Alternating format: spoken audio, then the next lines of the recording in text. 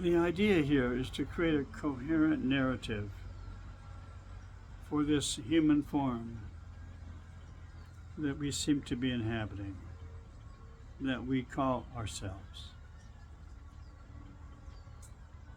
What are the limitations of that narrative? It's obviously biologically based. This is us, right? This is human, this is me, this is you, this is us. All of it.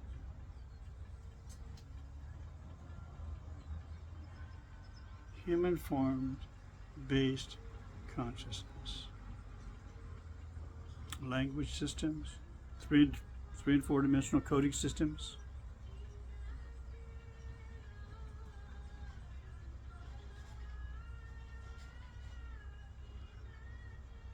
The perceptive intelligence, we can assume, because we watch when people die, things leave this, they're no longer, the body is no longer part of our present. It has to be buried, cremated, whatever. So it's obvious that something, when the body, we die, this stops working as a whole holistic construct, dies. Well, is there a spirit?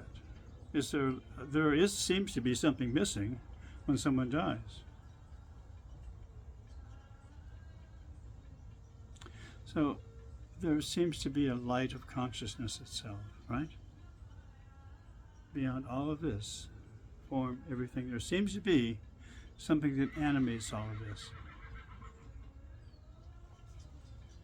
And that's that idea of identification. How can you identify with that which is beyond the form? And to the infinite formlessness of it. And Yasmin, this was for you. This is kind of a bleak answer to your questions. The form that we superimpose on this human form to have a relationship with a greater light itself, so to speak, that form, that architecture needs to be grounded in some form of, well, probably multidisciplinary reality here. We're talking meridians, we're talking the actual biological nature of this, we're talking about the neurotransmitter, how all of this ties together. The glandular system, we're talking about a holistic construct here. Well, the yogic form sets into itself. You sit in the sphere of your own awareness here. You center at the navel. Basic yoga, right? Center at the navel. That's where everything starts from in this body. You take that energy and bring it up into the heart. You're balanced at that point. Consciousness, the jot, comes down through the 10th gate. Evolutionary consciousness, biological consciousness, moves up through the Muladhara. There's a meeting point always, and this is the compassionate heart. That's where it meets. In a practical way, in a demonstratively biological way.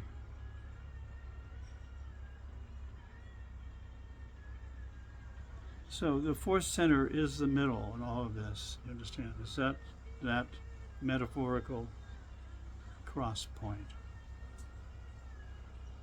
All Bodhidharma. There's an idea here that unless everything's liberated, nothing is liberated. It kind of feels that way. The idea of responsibility. If it's not you and me being responsible, then who is? Or what is? So there's that level of almost a resignation of understanding and seeing the level of what's going to take to fix that, to make it into some kind of harmonic. Because ecology is, this will be one of the long ones, ecology is messy. It's trial and error. Evolution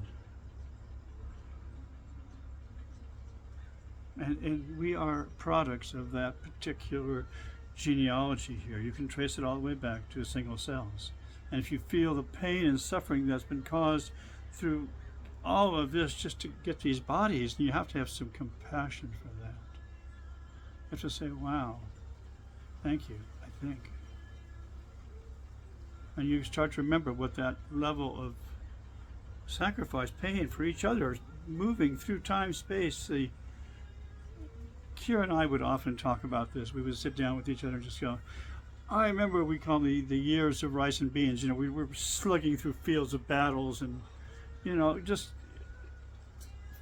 how many generations, how many bardos, and they're all self-imposed, Here I am in Monterey area, in a beautiful place, everything's taken care of. And I know not too far away people are having a hard time. And if I go a little bit farther away, they're really having a hard time. So I'm aware of all of that. And that's just people. Everything is in constant evolutionary flux here. Perfection may not be something that we would understand it if we saw. It might not look like that too from our perspective. Again, the best we can hope for is superimpose the yogic form from the 1,000-petal lotus, which is the sphere of your own aura opening up from the top to the divine, however you wish to call it, the jyot that illuminates, the light that illuminates everything, that is everything. That connection through the crown center, that's the yogic form. Shiva sits in the center of that sphere, and you take on the form of Shiva. That's the level of commitment to this when you practice Kundalini Yoga. Or when you practice any form of yoga. Remember, I believe it's called Nirvikalpa Samadhi, where it's seedless. In other words, there's no form left. You enter a level of pure awareness, so to speak. But of what value is that? I mean, in a practical sense, there has to be an interface here. That's what I'm trying to find, is that interface, interface, right? Now I get it. Between self-examination, trying to find a platform to examine myself, and I go back to that yogic form. Okay, well then that Shiva, that form of consciousness has to open. You have to inhabit it. You can't just talk about it. It just has to be who you are. And that's where I keep coming back to, working on that. It's my continual procedure here, and that's where I'm reporting on. Throwing breadcrumbs behind me, so to speak. Okay, kids, Satnam.